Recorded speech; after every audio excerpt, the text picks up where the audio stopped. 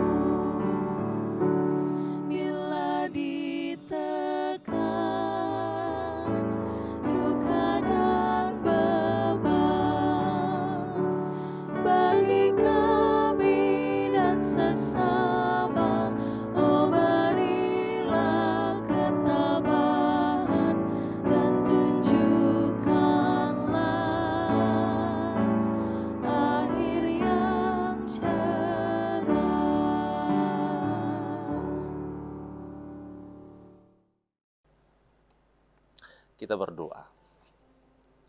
Kasih karunia dan damai sejahtera dari Tuhan Allah Bapa dan dari anaknya Tuhan Yesus Kristus kiranya menyertai saudara sekalian. Amin.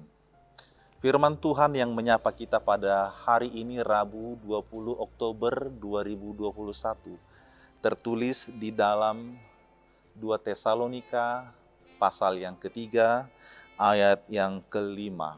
Demikian bunyinya, kiranya Tuhan tetap menunjukkan hatimu kepada kasih Allah dan kepada ketabahan Kristus. Sekali lagi, kiranya Tuhan tetap menunjukkan hatimu kepada kasih Allah dan kepada ketabahan Kristus.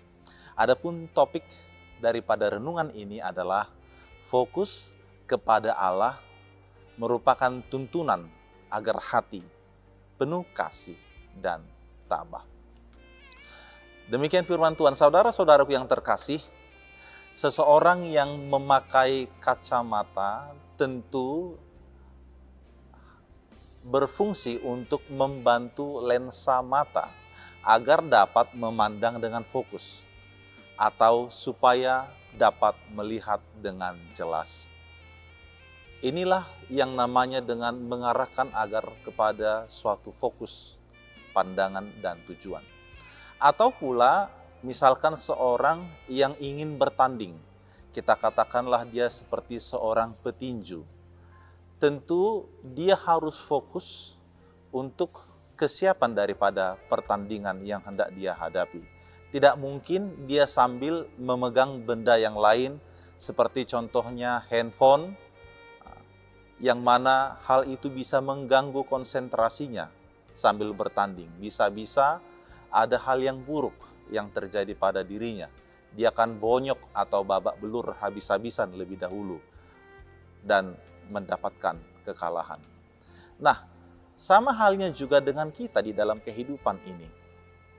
Jikalau kita tidak fokus, maka kita akan gagal. Karena kita tidak dapat melihat akan tujuan kita yang sesungguhnya. Terlebih-lebih kehidupan di dalam Tuhan, ketika kita tidak fokus di dalam Tuhan, maka kita akan sulit melihat apakah rencana Tuhan di dalam kehidupan kita masing-masing. Mengapa dapat demikian? Karena memang hal-hal lain yang telah datang mempengaruhi kehidupan kita. Sehingga hati dan pikiran kita melayang-layang entah kemana.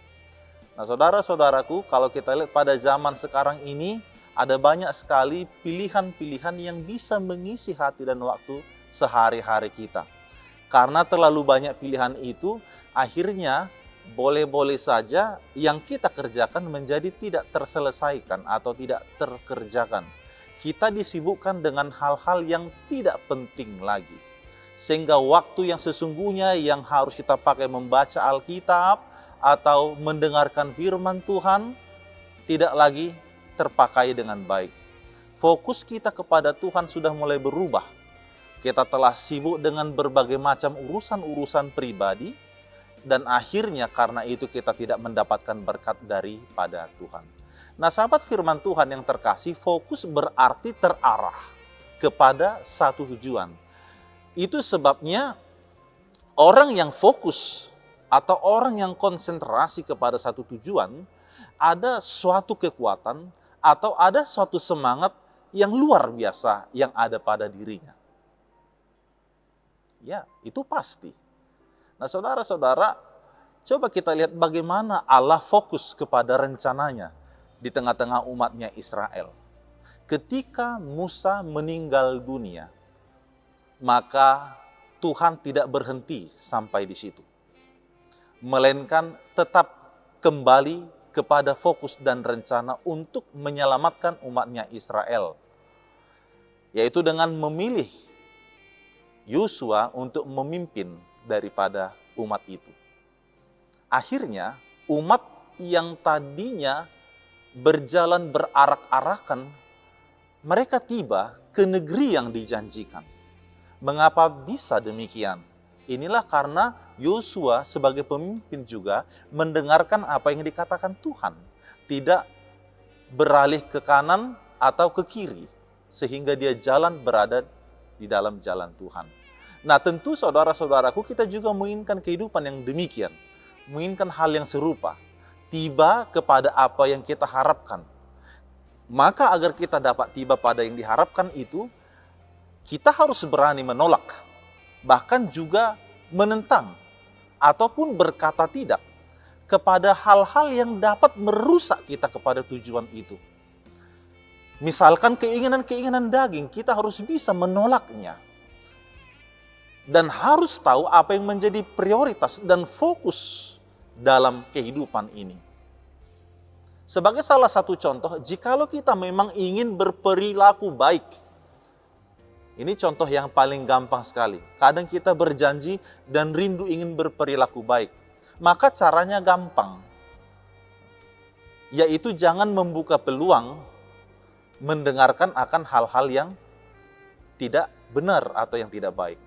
Itu yang dikatakan oleh pemazmur di dalam Mazmur 1 ayat 1 sampai 2. Berbahagialah orang yang tidak berjalan menurut nasihat orang fasik, dan yang tidak berdiri di jalan orang berdosa, dan yang tidak duduk dalam kumpulan pencemooh, tetapi yang kesukaannya adalah Taurat Tuhan. Artinya dia tidak memberikan hati, waktu kepada hal-hal yang tidak benar, kepada perhatiannya untuk hal-hal yang tidak berguna, tetapi mengarahkan seluruh kehidupannya akan Taurat dan kebenaran Tuhan. Ini sesuatu hal yang baik, yang perlu kita lakukan juga di dalam kehidupan ini. Kalau kita ingin melakukan hal yang baik, maka fokuslah untuk itu. Kalau ada hal-hal yang tidak baik, ya percakapan-percakapan yang tidak baik, omongan-omongan yang tidak baik, jangan kita ikuti-ikuti. Agar kita fokus kepada tujuan kita, yaitu supaya menciptakan hidup yang baik. Ini serupa halnya dengan suatu ilustrasi. Ada seorang bapak yang memiliki 3 orang anak. 3 orang anak ini berkata mereka sama-sama mencintai dan menghormati, mengasihi orang tua dan ayahnya. Lalu ayahnya menguji mereka untuk melihat secara sungguh-sungguh siapakah dari mereka yang benar-benar mengasihi, dengan memberikan tantangan kepada mereka untuk mengikuti satu perjalanan yang panjang dan tiba pada satu titik akhir yang telah ditentukan. Lalu ketiga orang anak ini mengatakan mereka akan melakukannya, menyetujui, menyepakati apa yang disampaikan oleh orang tuanya itu. Lalu mereka berjalan 3 orang itu. Anak yang pertama ketika mereka tiba di satu tempat dan beristirahat, saat hendak melanjutkan perjalanan mengatakan, sudah aku cukup di sini saja dulu, nanti saya menyusul. Karena harus ada yang saya bereskan, yang saya kerjakan di tempat ini. Tinggal 2 orang lagi. Lalu kedua orang ini pun melanjutkan perjalanannya, dan beberapa hari kemudian mereka singgah di satu tempat, dan di sana juga mereka mampir. Kemudian ketika hendak melanjutkan perjalanannya, 1 orang lagi dari anak tersebut mengatakan, saya cukup sampai di sini dulu, karena ada sesuatu hal yang penting yang memang menarik kepada hatinya. Lalu tinggallah satu orang lagi, dan yang satu orang inilah yang tiba pada titik akhir. Artinya yang mau dikatakan dari cerita ini, inilah fokus daripada kehidupan itu. Ketika kita mengarahkan perhatian kita kepada yang lain, maka sesuatu hal yang kita rencanakan semula itu bisa tidak menjadi bahagian di dalam kehidupan kita ini. Maka firman Tuhan juga berkata demikian di dalam Amsal 23 ayat 26. Hai anakku, berikanlah hatimu kepadaku, biarlah matamu senang dengan jalan-jalanku. Artinya, ketika seseorang itu mengarahkan hatinya kepada Tuhan, dan penglihatannya senantiasa kepada jalan Tuhan, maka tidak ada alasan atau kesempatan sekalipun untuk berpaling daripada apa yang telah dia janjikan, sehingga dia tiba kepada apa yang dituju itu. Nah, sahabat firman Tuhan yang terkasih, pada hari ini kita diajak agar tetap fokus kepada Tuhan, agar itu yang membentuk hati kita masing-masing, dan juga membentuk ketabahan di dalam kehidupan ini. Maka hal yang pertama yang mau disampaikan oleh renungan ini adalah arahkanlah senantiasa hatimu kepada kasih Allah. Orang yang senantiasa hidup di dalam Tuhan adalah mereka yang senantiasa mengarahkan hatinya hanya kepada Tuhan. Jadi bukan hal yang lain. Jikalau kita mengharapkan kehidupan yang benar-benar hidup yang berkenan di hadapan Tuhan, maka harus kembali mengarahkan hati kepada firman Tuhan. Saudara-saudara yang terkasih, untuk saat ini, kalau ditanya sejauh manakah orang mengetahui dan menguasai firman Tuhan, jawabannya banyak sekali. Kalau ditanya saat ini, seberapa banyakkah orang-orang Kristen yang berdoa, jawabannya banyak sekali. Apalagi bila terjadi pergumulan dan kesusahan seperti masa-masa COVID sekarang ini. Tetapi kalau ditanya, seberapa banyakkah orang yang hidupnya dikuasai oleh firman Tuhan? Bukan orang yang menguasai firman tadi, tetapi hidupnya yang dikuasai oleh firman Tuhan. Atau hidupnya yang harus dikuasai oleh doa. Maka jawabannya adalah ini yang harus kita tambah dan harus terus kita hidupi di dalam kehidupan kita sehari-hari. Maka biarlah hidup ini dikuasai oleh firman Tuhan. Hati kita senantiasa tertuju kepada Tuhan. Agar dengan demikian ada hal yang diubah di dalam kehidupan kita. Dan hati kita pun menjadi tertuju kepada Tuhan. Yang kedua, fokus kepada Allah, maka membuat hati kita menjadi tabah, menjadi bertahan, menjadi bersabar. Di sini Paulus mengatakan bahwa ada pengacau atau orang-orang jahat yang muncul saat itu. Dan tidak semua orang beriman kepada Tuhan. Tetapi dikatakan sekalipun kondisi itu terjadi, namun Tuhan tetap setia, tetap menguatkan hati dan memelihara kamu terhadap yang jahat itu. Maka Paulus memberikan nasihat agar mereka menjauhkan diri dari orang-orang yang tidak melakukan pekerjaannya dengan baik. Paulus memberikan nasihat agar mengikuti teladan yang baik. Sebagaimana Paulus juga yang harus menderita, maka ikutilah kehidupannya. Saudara-saudaraku, terkadang kita tidak puas jikalau kepada kita diajak harus tabah, harus sabar. Barangkali hati kecil kita mengatakan bahwa ketabahan itu atau kesabaran itu ada batasnya. Atau mungkin juga ada orang yang mengatakan hanya orang-orang bodohlah yang memilih jalan tabah ataupun sabar. Masa sudah dibentak, malah harus tabah dan sabar. Sudah dikatain, maka harus tabah dan sabar, dikatain yang tidak benar lagi. Kepada kita pada saat ini dikatakan orang yang dekat kepada Tuhan dan mengikuti nasihat dan ajaran Tuhan, dia akan dituntun. Hatinya dibentuk menjadi sabar, sekalipun dia mendapatkan hal yang pahit, baik dari orang-orang yang ada di sekitarnya, dari rekan-rekannya, semuanya itu bisa mengecewakan hatinya.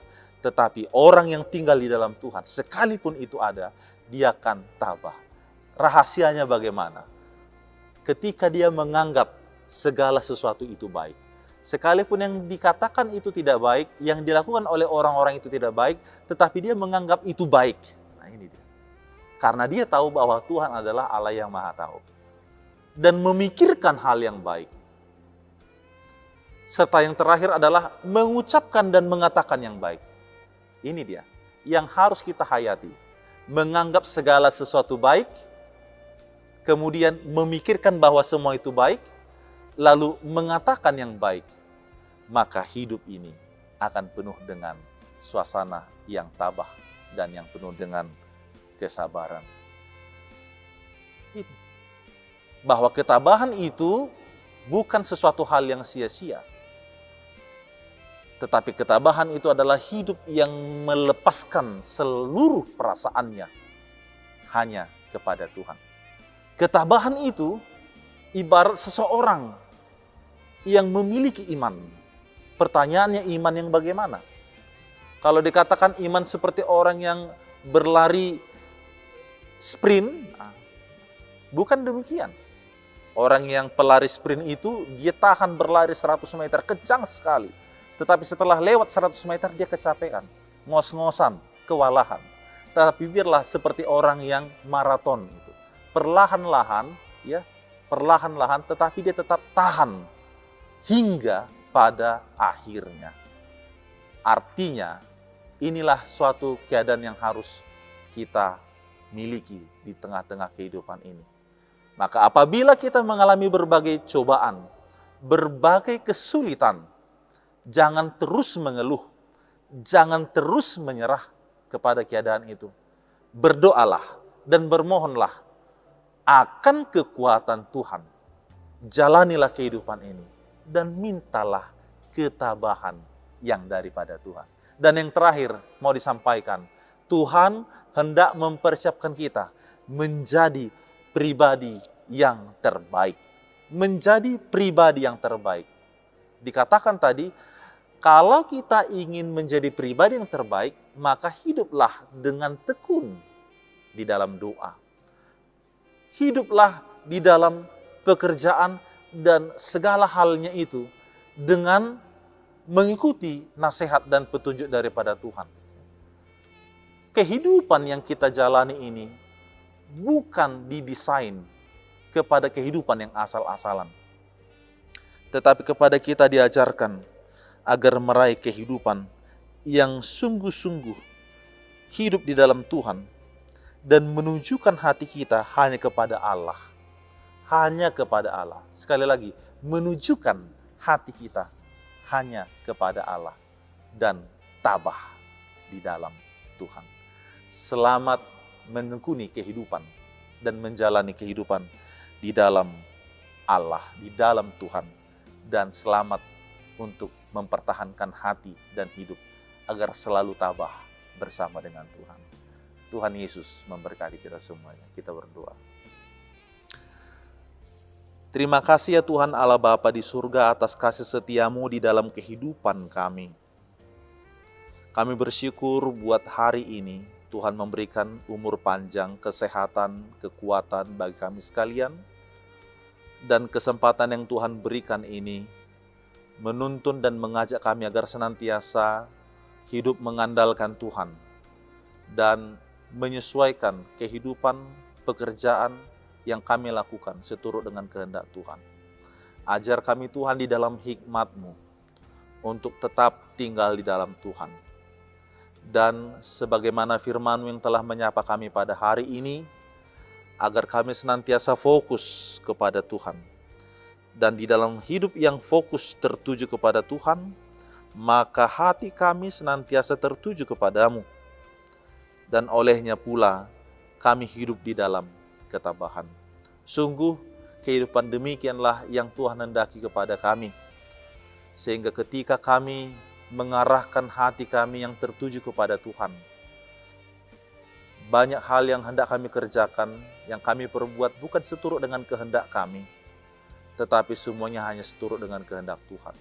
Dan bila mana di dalam kehidupan ini, kami mengalami begitu banyak rintangan, kesulitan, hambatan, dan juga tantangan, tetapi kami agar tetap tabah tahan di dalam Tuhan. Senantiasa berharap kepadamu bahwa di dalam Tuhan ada keselamatan. Sertailah kami semuanya, dan biarlah firman-Mu ini menguasai hidup dan hati kami masing-masing. Sehingga apapun yang hendak kami kerjakan pada hari ini, semuanya itu adalah untuk menyenangkan hati Tuhan. Berkati dan sertailah seluruh saudara-saudara kami dimanapun berada, yang setia mendengarkan renungan dan firman-Mu. Kiranya Engkaulah Allah yang penuh kasih, yang menjamah memberkati mereka, yang mengurapi mereka dengan kuasa Roh Kudus-Mu, dan yang menyediakan segala yang terbaik di dalam kehidupannya. Terkhusus bagi mereka yang bergumul, yang sakit, yang sedang di dalam kesusahan.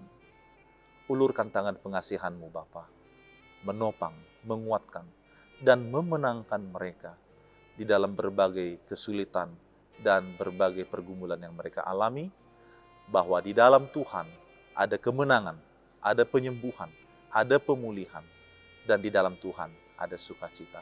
Terpujilah Engkau ya Tuhan Allah Bapa kami yang di sorga. Kami serahkan hidup kami ke dalam tangan pengasihan-Mu. Di dalam satu nama indah Tuhan Yesus Kristus, kami berdoa. Amin. Selamat beraktivitas bagi kita semuanya, Bapak Ibu Saudaraku sekalian. Horas, Tuhan memberkati.